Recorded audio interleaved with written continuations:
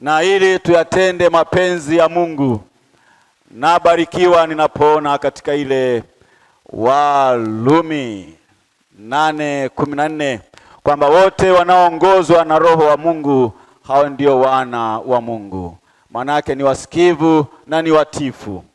Na si hivyo tu, nilibarikiwa siku niliposoma ile Yohana 4:24 kwamba Mungu ni roho na hao wamwabuduo yeye imewapasa wamwabudu katika roho na kweli.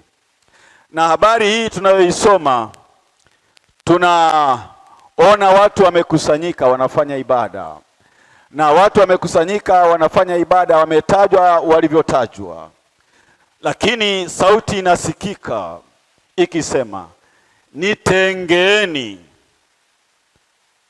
Barnaba na Sauli, nitengeeni Barnaba na Sauli. Kwa ajili ya nini? Kwa ajili ya kazi ile niliyowaitia.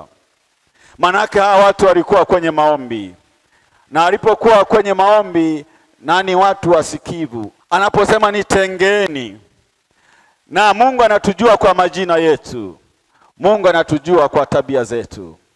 Wasomaji wa maandiko ile Isaya 43:1-2-3 anaeleza vile ambavyo huyu aliyemwita na anamwambia usiogope, lakini neno lilo nibariki, nimekuita kwa jina lako, wewe uwangu.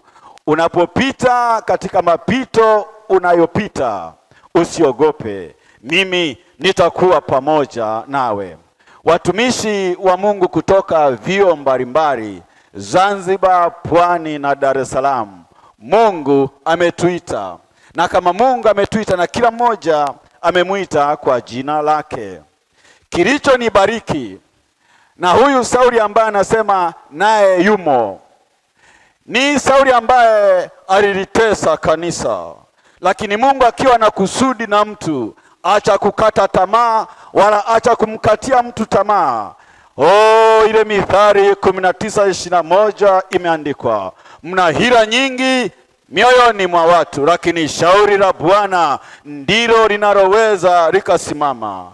Huyu amelitesa kanisa, lakini bado liko shauri la Bwana ambalo bado likasimama katika maisha. Acha kujikatia tamaa wala kumkatia mtu tamaa, bado liko kusudi ambalo Mungu anaweza akalifanya.